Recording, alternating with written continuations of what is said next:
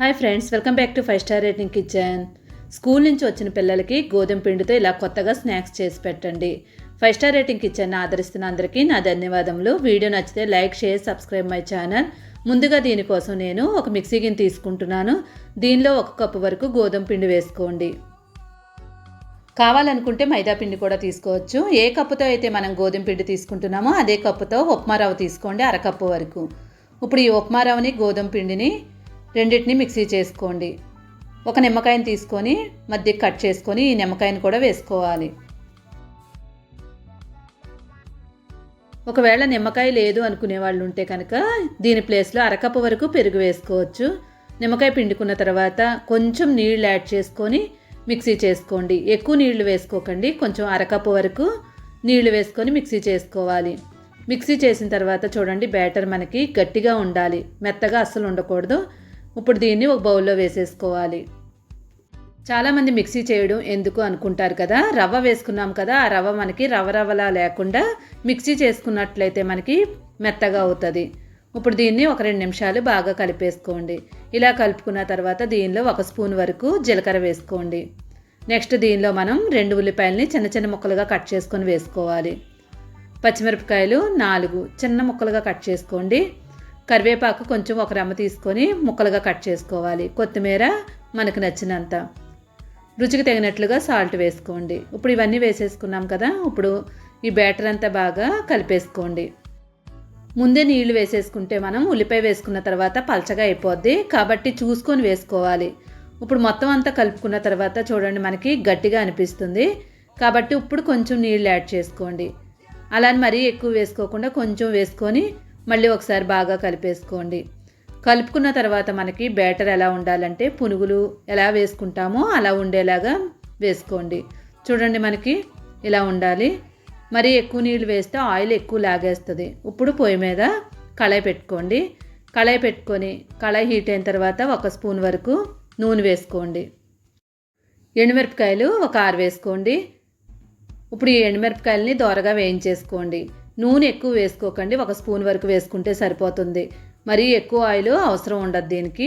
ఎండుమిరపకాయలు అన్నీ కూడా వేగిపోయాయి కదా, ఇప్పుడు దీనిలో మనం ఉల్లిపాయలని ఒక 3 తీసుకొని ముక్కలుగా కట్ చేసుకొని వేసుకోండి. ఈ ఉల్లిపాయలని ఒక 2-3 నిమిషాల పాటు బాగా కలిపేసుకోండి.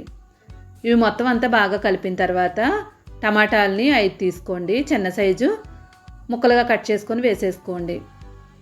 ఇప్పుడు ఈ టమాటాలలోంచి నీరంతా బయటకు వచ్చేలాగా ఒకసారి కలిపేసుకొని ఇప్పుడు రుచికి తగినట్లుగా సాల్ట్ వేసుకోండి. టమాటాలు వేసిన తర్వాత సాల్ట్ వేసినట్లయితే మనకి టమాటాలో నుంచి నీరు బయటకు వస్తుంది, ఇంకా సాల్ట్ వేసాం కదా కొంచెం వాటర్ లాగా అవుతుంది. ఇప్పుడు మూత పెట్టి 2-3 నిమిషాల పాటు మనం మెత్తబడే వరకు ఉడికించుకోవాలి. 2-3 నిమిషాల తర్వాత మనం మూత తీసి మళ్ళీ ఒకసారి టమాటాలన్నీ బాగా కలిపేసుకోవాలి. మరీ దగ్గరికి అయిపోయే వరకు ఉడికించకండి, జస్ట్ మనకి టమాటాలు మెత్తబడితే సరిపోతుంది.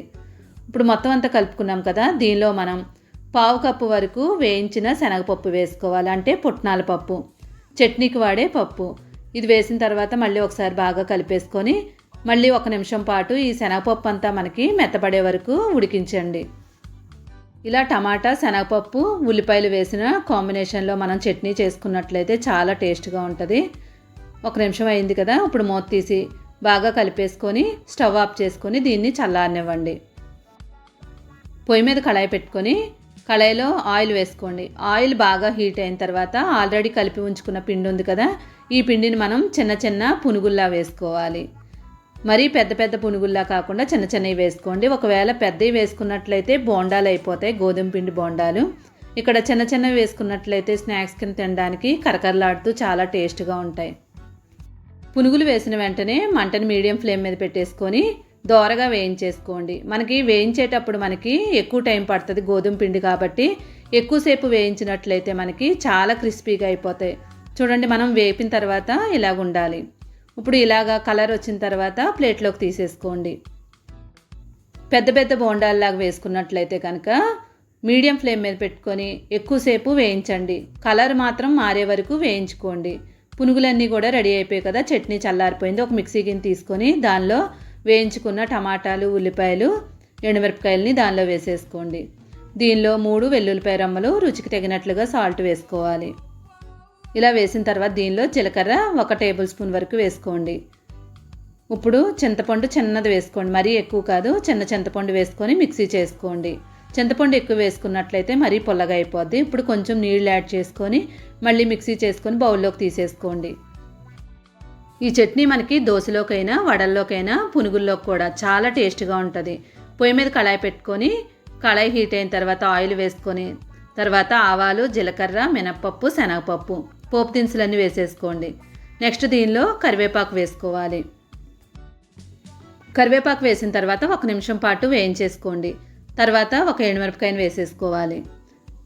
ఇప్పుడు మనకి స్టవ్ ఆఫ్ చేసేసుకొని ఆల్రెడీ మనం చట్నీ మీద ఈ పోపు వేసేసుకున్నట్లయితే మనకి చట్నీ రెడీ అయిపోయింది. చాలా సింపుల్గా తయారు చేసుకోవచ్చు, ఇంకా టేస్ట్ కూడా చాలా బాగుంటుంది.